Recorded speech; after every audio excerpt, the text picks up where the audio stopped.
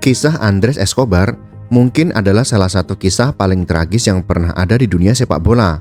Seorang bek bintang untuk tim nasional Kolombia dan raksasa Medellin Atletico Nacional, ia baru berusia 27 tahun ketika ditembak mati di tanah airnya setelah Piala Dunia tahun 1994 di Amerika Serikat.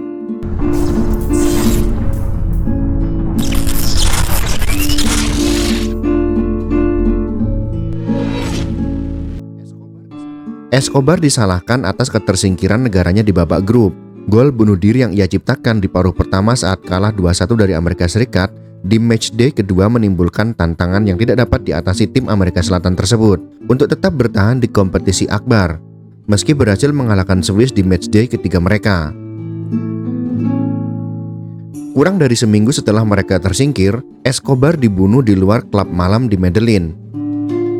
Pria yang kemudian ditangkap dan mengakui pembunuhan tersebut adalah Humberto Castro Munoz, seorang pengawal dan sopir dua pengedar narkoba terkenal di kota besar Kolombia dalam bentrokan lain antara sepak bola Kolombia dan bisnis kokain. Kedua dunia itu pada dasarnya telah bersatu seiring dengan semakin banyaknya kartel narkoba yang terlibat dan olahraga ini rusak lebih jauh oleh korupsi. Bahkan Atletico Nacional pernah didanai oleh raja narkoba terkenal dunia, yaitu Pablo Escobar. Meski percampuran antara penyelundup narkotika dan sepak bola telah mengakibatkan banyak kematian, pembunuhan terhadap Escobar adalah salah satu yang paling mengguncang dunia dan masih belum diketahui secara pasti mengapa bek tengah tersebut dibunuh. Escobar lahir dan besar di keluarga kelas menengah di Medellin. Dia menonjol sebagai pemain berbakat di tim sepak bola sekolah dan akhirnya mulai memprioritaskan olahraga tersebut dibandingkan studinya, mengikuti kakak laki-lakinya, Santiago, ke dunia profesional. Awalnya bermain sebagai gelandang bertahan, ia diyakinkan oleh pelatih lokal terkenal, Carlos Vizquis Restrepo, untuk menjadi bek tengah agar dapat memanfaatkan tinggi badan, kekuatan di udara, dan kepercayaan diri pada bola dengan baik.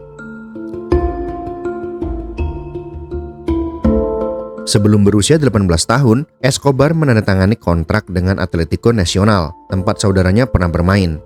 Namun butuh beberapa waktu bagi pemain muda ini untuk mengukir debutnya, dan bahkan lebih lama lagi untuk mendapatkan tempat reguler di starting line up.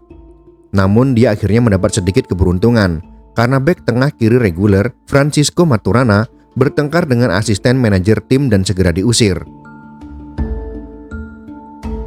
Tak lama setelah menginjak usia 20 tahun, Escobar dipercaya menggantikannya secara permanen.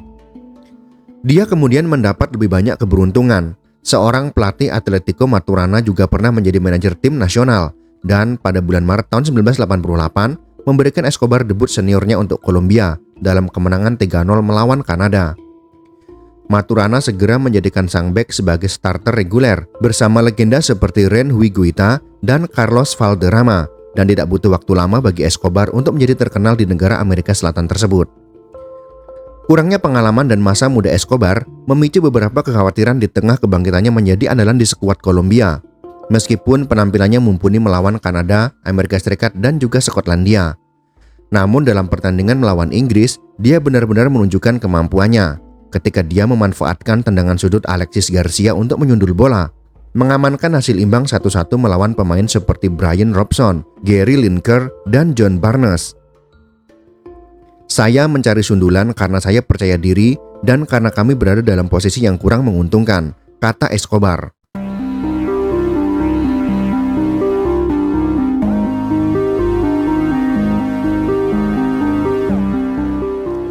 Tahun berikutnya adalah tahun yang monumental bagi Atletico Nacional dan Escobar. Pada saat itu, Raja Narkoba Kolombia mirip dengan miliarder Amerika Serikat dan keluarga kerajaan Timur Tengah saat ini, ketika mereka mengambil kendali klub dan menjalankannya sebagai mainan mereka sendiri. Revolusi yang dilakukan Pablo Escobar terhadap tim Medellin berjalan dengan baik, sementara pemimpin kartel Cali Miguel Rodriguez Orihuela memimpin Amerika de Cali. Mereka berinvestasi pada fasilitas latihan dan pemain baru, biasanya menggunakan trik keuangan untuk menaikkan biaya sehingga mereka dapat mencuci uang mereka. Korupsi juga segera mengganggu permainan, yang berpuncak pada pembunuhan seorang ofisial setelah dia menjadi wasit pertandingan antara tim yang dipimpin oleh Orihuela dan Pablo Escobar. Atletico Nacional mendapatkan keuntungan di lapangan, dan pada tahun 1989, Andrés Escobar membantu membawa mereka meraih kesuksesan Copa Libertadores untuk pertama kalinya. Bek tengah ini bermain di setiap pertandingan dan bahkan mencetak gol penentu kemenangan saat mereka mengalahkan Deportivo Quito 2-1. Tim Kolombia mengalahkan klub seperti Racing Club dan Millonarios dalam perjalanan mereka ke final, di mana mereka mengatasi defisit 2-0 dari leg pertama melawan Olimpia untuk mengalahkan tim Paraguay melalui adu penalti. Tidak ada tim Kolombia yang pernah memenangkan kompetisi ini sebelumnya.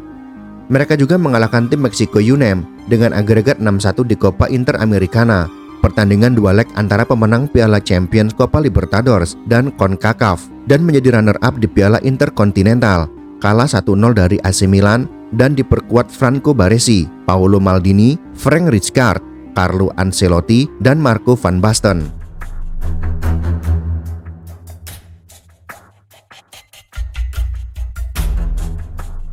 Atletico mulai terkenal dan sebagai bek tengah terpercaya di usia 22 tahun. Popularitas Escobar juga meningkat.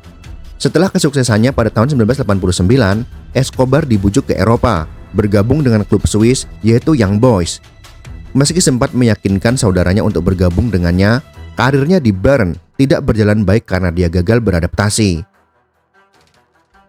Kami memiliki hubungan yang transparan dan itulah sebabnya ketika dia meminta saya berhenti bermain di Kolombia untuk menemaninya ke Swiss, tempat dia menandatangani kontrak dengan Young Boys, saya tidak ragu-ragu, kenang Santiago Escobar.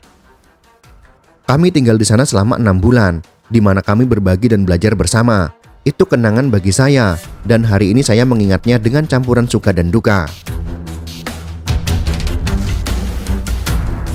Setelah beberapa bulan, Escobar kembali ke tanah airnya, di mana ia memenangkan kompetisi papan atas Kolombia pada tahun 1991 dan selalu hadir saat tim nasional berkompetisi di Copa America tahun itu.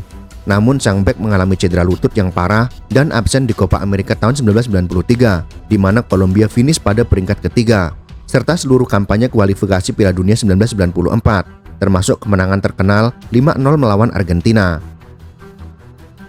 Namun dia kembali pada awal tahun 1994 dan segera kembali ke line up saat Kolombia mencatatkan 7 pertandingan tak terkalahkan menjelang turnamen musim panas di Amerika Serikat. Pengalaman pertama Escobar di Piala Dunia berjalan dengan baik. Ia memainkan setiap pertandingan saat Kolombia mencapai babak ke-16 besar di Italia pada tahun 1990 dan ada banyak optimisme di kubu La Tricolor.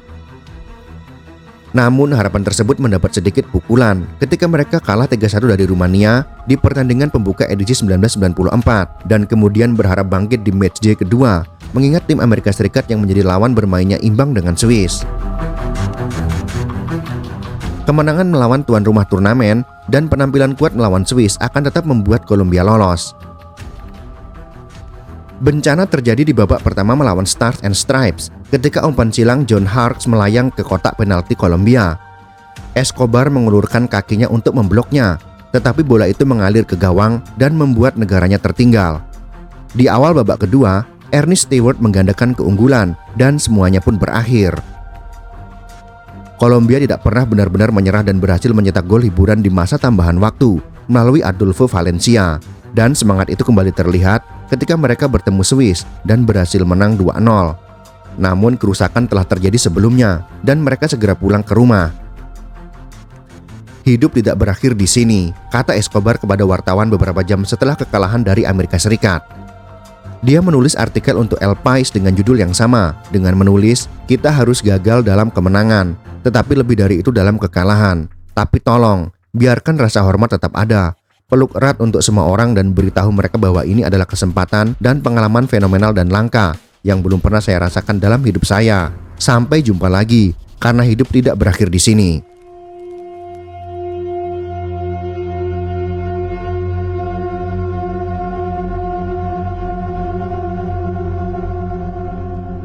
Tentu saja Escobar mengalami masa-masa sulit setelah gol bunuh dirinya itu. Dia kesulitan tidur dan bisa saja pergi menemui keluarga saudara laki-lakinya di Miami untuk berlibur guna memulihkan trauma atau menerima tawaran untuk tetap tinggal sebagai bagian dari tim liputan turnamen di stasiun televisi Kolombia.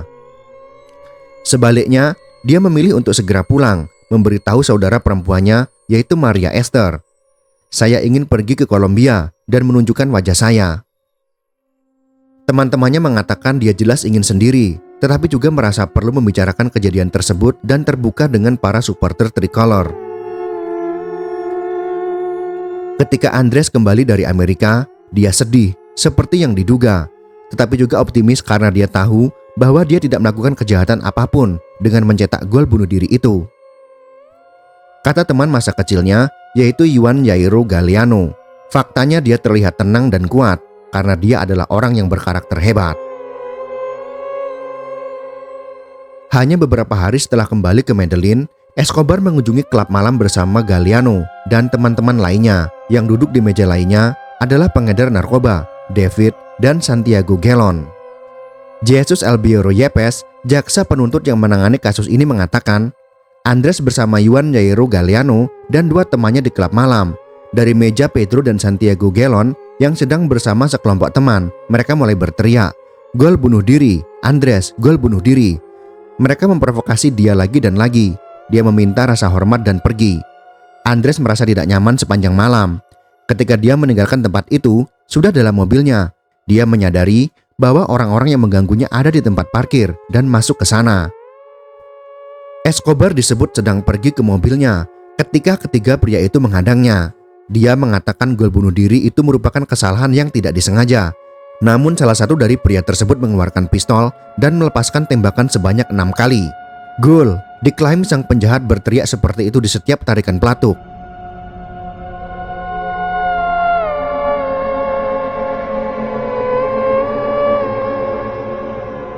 Ketiga pria itu melarikan diri dan Escobar kehabisan darah sebelum meninggal di rumah sakit kurang dari 1 jam berselang.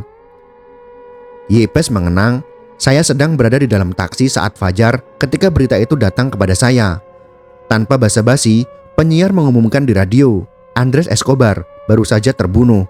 Sopir taksi menghentikan mobilnya, meletakkan tangannya di atas kepalanya, dan tetap diam selama 1 menit sampai dia berteriak, "Dasar jalang." "Saya benar-benar merasa sangat sedih. Pikiran pertama Anda tertuju pada keluarganya," kata Harks, pria yang umpan silangnya dijatuhkan Escobar ke gawangnya sendiri dan sedang mempersiapkan pertandingan sistem gugur timnya melawan Brazil ketika dia mendengar berita tersebut. Menulis beberapa tahun kemudian, "Hari itu menjadi kabur, mungkin karena Anda mencoba untuk melupakannya. Anda tidak ingin mendengarnya, dan di hotel malam itu, Anda mencoba untuk memikirkan pertandingan saja, tapi Anda tidak bisa. Anda mencoba mencari jawaban, tapi tidak bisa."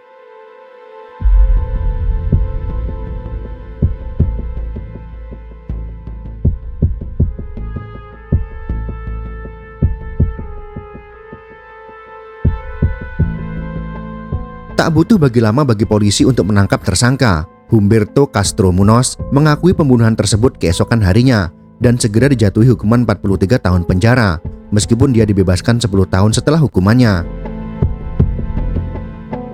"Sejujurnya saya yakin tidak ada keadilan di Kolombia," kata Darlo Escobar, ayah Andres. "Keadilan Kolombia bagi saya adalah sebuah penipuan, karena menipu masyarakat dan keluarga dengan mengatakan kepada mereka bahwa dia dijatuhi hukuman 43 tahun penjara dan sekarang pembunuhnya telah dibebaskan," kata ayah Escobar lagi. Ada banyak spekulasi tentang mengapa Escobar dibunuh. Beberapa orang merasa dia berada di tempat yang salah pada waktu yang salah, sementara jaksa percaya bahwa majikan Castro Munoz, Gelon bersaudara, memerintahkan pembunuhan terhadap bintang tersebut karena mereka kehilangan banyak uang karena berjudi pada pertandingan melawan Amerika Serikat. Duo itu dituduh menutupi kejahatan tersebut, meskipun Yepes ingin menuntut mereka sebagai kaki tangan, dan mereka dibebaskan setelah beberapa bulan. Pacar Escobar, yaitu Pamela Cascardo, meyakini Gelon menyuap pejabat pemerintah agar hukumannya lebih ringan bagi pelakunya. Pada usia 27 tahun, Andres Escobar memiliki seluruh hidup dan karir yang sejatinya bisa lebih panjang. Ada pembicaraan tentang dia bergabung dengan Milan sebagai penerus Franco Baresi, sementara dia dipuja sebagai salah satu pemain terbaik negaranya dan digambarkan memiliki keanggunan Franz Beckenbauer. Dia dicintai bukan hanya karena kemampuan sepak bolanya, rekan satu tim, pelatih, dan orang-orang terdekatnya semuanya berbicara tentang betapa adil, tenang, dan lembutnya bek tersebut. Dia bahkan dijuluki The Gentleman. "Saya memiliki persahabatan yang sangat dekat dengannya, saudara laki-laki, kaki tangan, mitra, dan semua kata sifat yang dapat mendefinisikan hubungan yang hebat, kata Santiago, saudara laki-lakinya 25 tahun kemudian. Kami menjalani masa kecil kami bersama, karir sepak bola kami sangat mirip, saya mencintainya dan masih mencintainya. Escobar berencana menikahi pacarnya pada tahun 1994. Saya mencintai Andres, kata pacar Escobar. Dia akan menjadi suamiku, ayah dari anak-anakku, tapi itu tidak terjadi. Saya belajar dari pengalaman sedih dan sulit ini bahwa saya harus memulai dari awal. Dalam wawancara lain dia menambahkan, setiap hari saya merasakannya dan mengingat semua yang diajarkan kepada saya. Dia mengajari saya bahwa seseorang tidak boleh memberikan apa yang tersisa, melainkan apa yang datang dari hati, sesuatu yang berharga dan itu tidak mudah. Andres menetapkan hal itu dengan baik, dengan mengatakan bahwa tangan kiri Anda tidak mengetahui apa yang dilakukan tangan kanan Anda. Teman masa kecilnya, yaitu Juan Jairo Galliano, yang bersamanya pada malam pembunuhannya, bercerita tentang persahabatan mereka dengan mengatakan, saya bertemu Andres ketika saya berusia 16 tahun dan dia berusia 12 tahun. Dan dari pertemuan pertama itu saya tahu, dia punya sesuatu yang istimewa. Dia penuh hormat, tulus dan murah hati.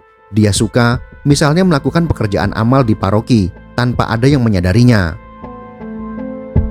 Sudah lebih dari 30 tahun berlalu, sejak salah satu bek terbaik Kolombia itu dibunuh secara brutal. Dunia sepak bola kesulitan untuk memahami bahwa pembunuhan yang tidak masuk akal seperti ini bisa terjadi pada sosok yang begitu dicintai dan mengagumkan. Itulah sekelumit kisah tentang kisah tragis pemain sepak bola Kolombia, yaitu Andres Escobar. Semoga kisah ini bisa bermanfaat untuk kita semua. Terima kasih sudah menonton.